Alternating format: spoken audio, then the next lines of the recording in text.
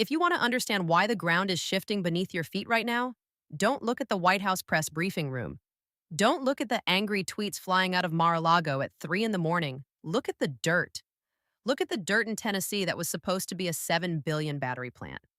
And then look at the dirt in Ontario, Canada, where that plant is actually going to be built. This isn't just a factory moving, this is a geopolitical earthquake. For 3 years, Donald Trump has told you that he is the protector of American industry. He told you that tariffs were a magic wand. He told you that if he threatened the world enough, the world would bend the knee and bring the jobs back. Well, the world just called his bluff. Volkswagen, the second largest automaker on the planet, just looked at Donald Trump's America, and then they looked at Mark Carney's Canada, and they made a choice that is going to haunt the Republican Party for a decade. They didn't choose the loud threats, they chose the quiet stability. While Trump was busy threatening a 25% tax on everything that crosses the border, Mark Carney was busy signing the paperwork on the biggest industrial theft of the 21st century. Carney didn't scream. He didn't threaten trade wars. He simply opened the door when Trump slammed his shut. And now thousands of high-paying manufacturing jobs, jobs that were promised to American workers, are heading north. In the next 40 minutes, I'm going to take you inside the room where this deal happened.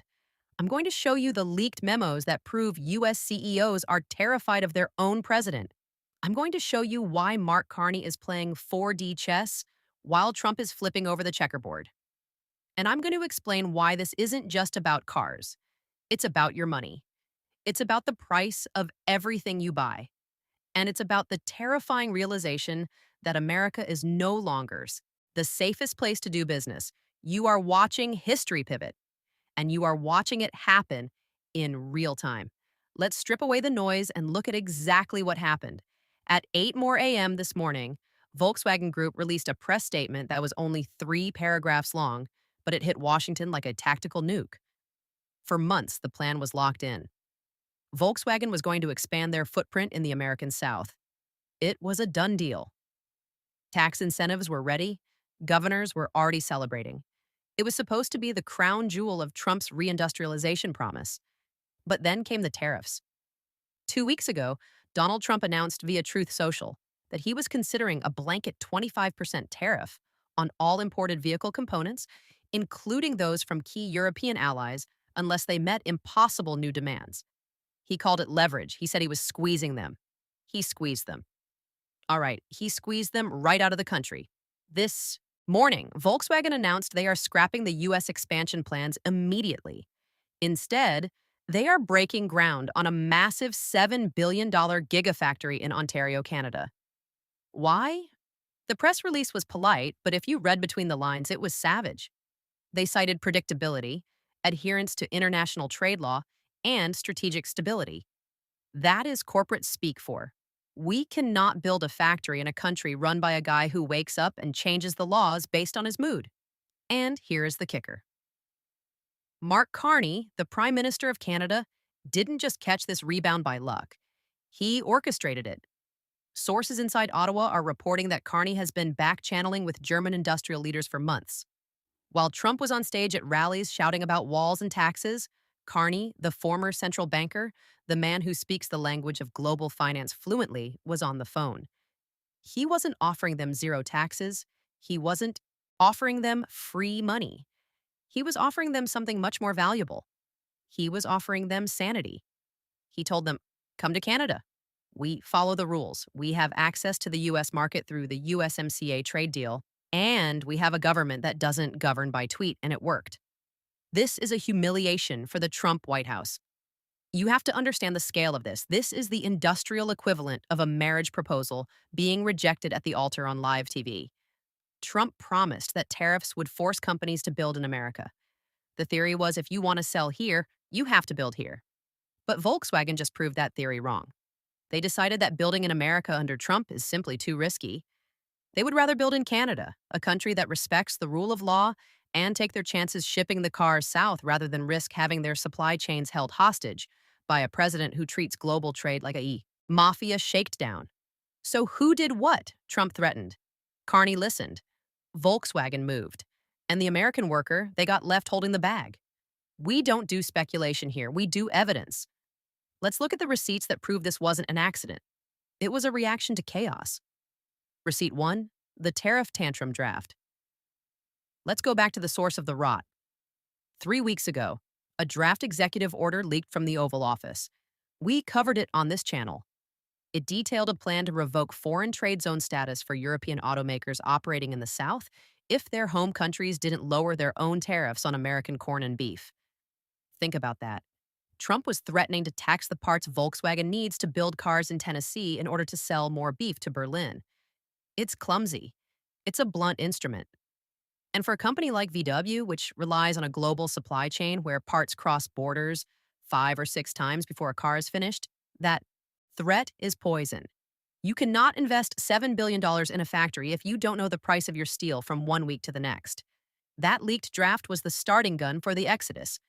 It told every CEO in the world, your business model is now a bargaining chip for my political whims. Receipt 2, the Carney-Schultz communique. Now look at this. This is a diplomatic cable summary from a meeting between Mark Carney and German leadership last month. The language here is striking. Carney outlines a North American stability corridor. He explicitly markets Canada not just as a neighbor to the U.S., but as a firewall against U.S. volatility. He highlights Canada's critical mineral strategy, lithium, cobalt, nickel, all located in the Canadian Shield, all essential for batteries.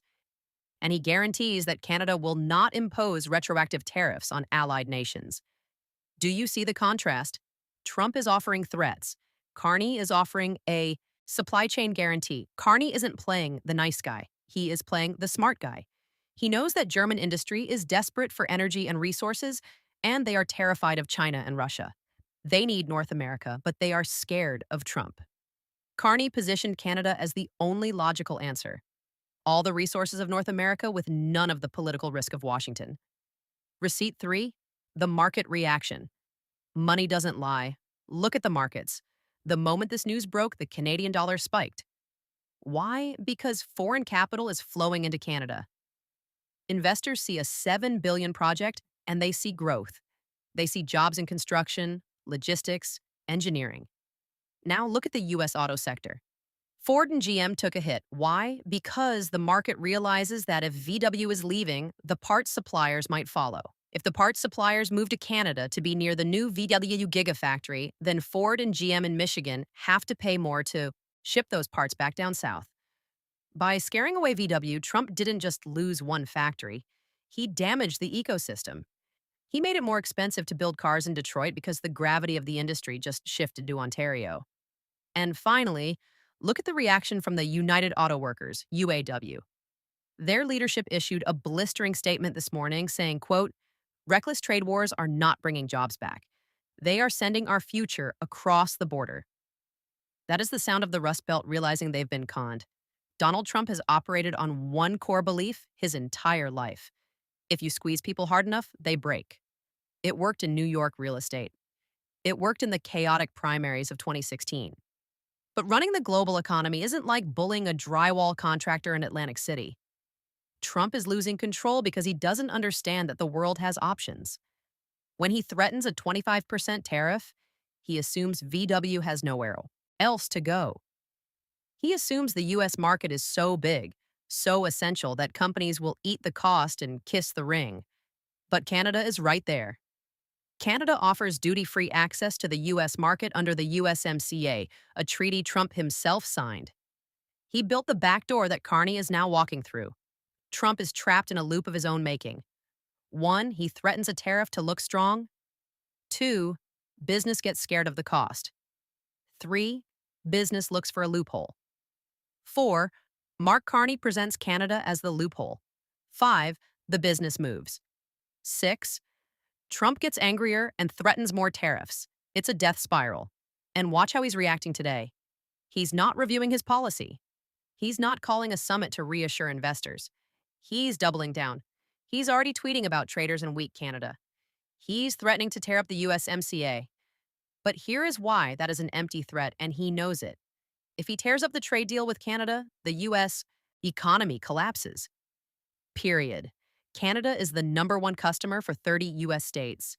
You cut off Canada, you destroy the American agriculture sector, the energy sector, and the banking sector overnight. He can't do it. And Mark Carney knows he can't do it. So Trump is screaming at the clouds while the excavators in Ontario are digging the foundation. He is losing control because he is predictable. Every world leader has his playbook now. They know if they wait him out or if they sidestep him, he trips over his own laces. The terrifying part for you if you live in the US is that while he's flailing, the capital is leaving. Factories take years to build. Once VW pours that concrete in Ontario, they aren't coming back to Tennessee next year. That money is gone for a generation. This isn't a temporary dip. This is a permanent rewiring of the North American economy, driven by the fact that the President of the United States has become the single biggest risk factor to doing business in the United States. Now, let's talk about the man on the other side of the border, Mark Carney. You have to understand Carney isn't a politician in the way Trump is a politician. Trump is a showman. Carney is a mechanic.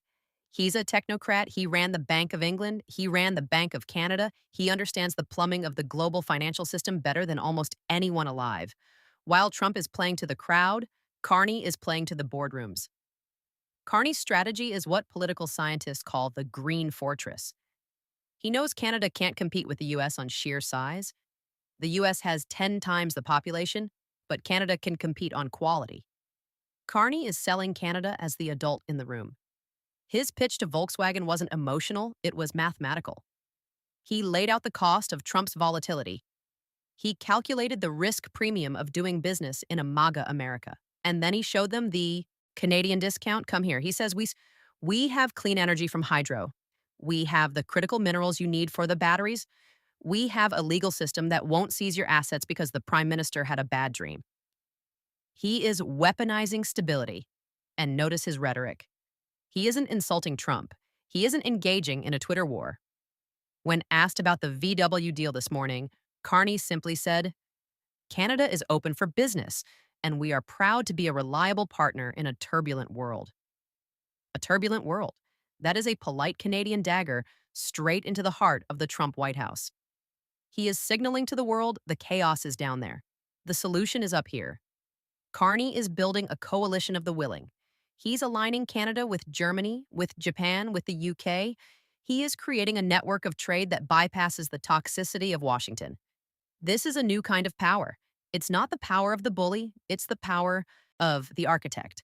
Carney is redesigning the House while Trump is trying to burn it down.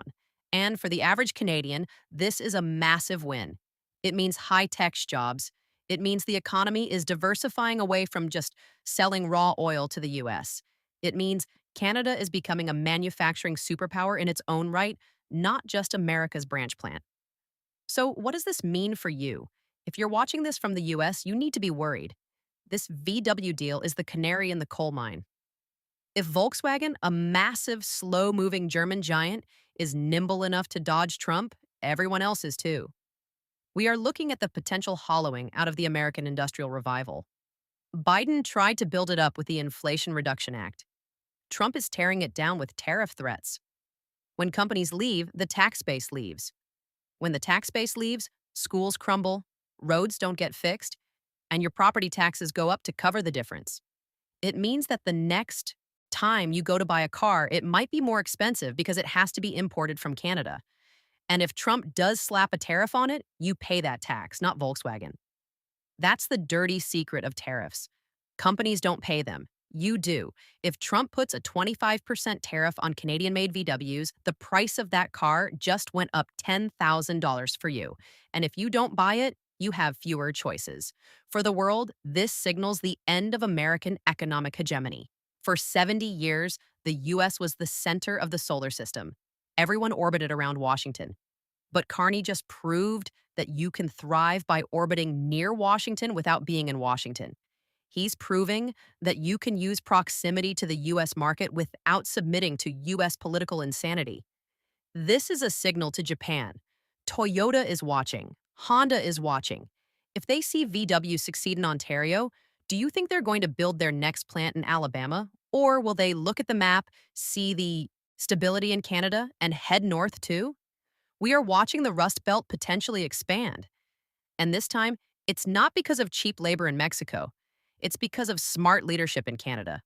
I want you to look at one specific moment from the press conference in St. Thomas today. The CEO of Volkswagen, Oliver Bloom, was standing at the podium. Behind him, the Canadian flag and the German flag were crossed. A reporter asked him, was the political climate in the US a factor in this decision? Usually CEOs dodge this. They give a non-answer. Bloom didn't dodge. He paused. He adjusted the microphone. And he said 5 words that should terrify the Republican Party. He said, capital goes where it is welcome. He didn't mention Trump's name. He didn't have to. The silence after that sentence was louder than any rally speech. Capital goes where it is welcome. And right now, thanks to Donald Trump, capital does not feel welcome in America. It feels hunted. And Mark Carney, he was standing right next to Bloom. He didn't smile. He just nodded. That nod said everything. It said, we built a shelter, and they came. So where do we go from here? This is the dangerous part. This is the part where leaders usually calm it down, but Trump doesn't do calm. Scenario A, the tantrum tariff. Trump likely wakes up tomorrow and announces a punishment tax on Canadian auto parts. He tries to hurt VW for leaving. This triggers a trade war. Canada retaliates by slowing down energy exports. The U.S. Northeast sees electricity prices spike. It gets ugly fast. Scenario B, the border shutdown. Trump might order enhanced inspections at the border to slow down Canadian goods. We've seen this before. Trucks backed up for miles at the Ambassador Bridge. This hurts Canada, yes, but it cripples the U.S. auto industry within days. U.S. factories run on just-in-time delivery. If a part is stuck at the border for 48 hours, the line in Detroit stops. Trump would be strangling his own voters to spite Carney. Scenario C, the domino effect. This is the most likely long-term outcome. Other nations see Canada as the safe zone. We see a rush of investment into Ontario and Quebec. The U.S. enters a period of isolationist stagnation, while Canada enters a golden age of industrialization. Carney knows the risks. He's already preparing the Canadian economy for the shock. He's building cash reserves. He's lining up support from the EU.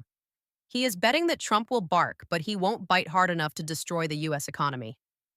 It's a calculated risk. But Carney is a man who calculates risk for a living. Volkswagen leaving the U.S. for Canada isn't just a business story.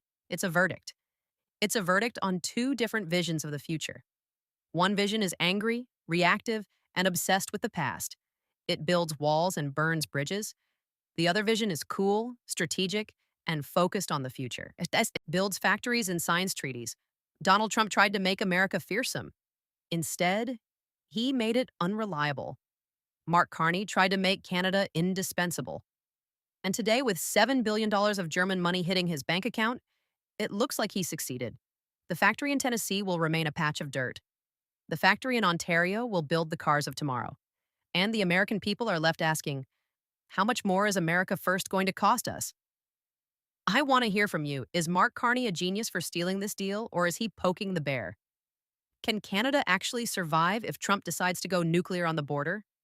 And if you're American, how does it feel to watch the jobs promised to you go north because of your president's ego? Let me know in the comments. I read them all. This channel is tracking the US-Canada rupture every single day. The mainstream media is asleep at the wheel on this. We are not. Click subscribe. Hit the bell. You need us to know what happens next because I promise you Trump's response is coming and it won't be quiet. Stay watching.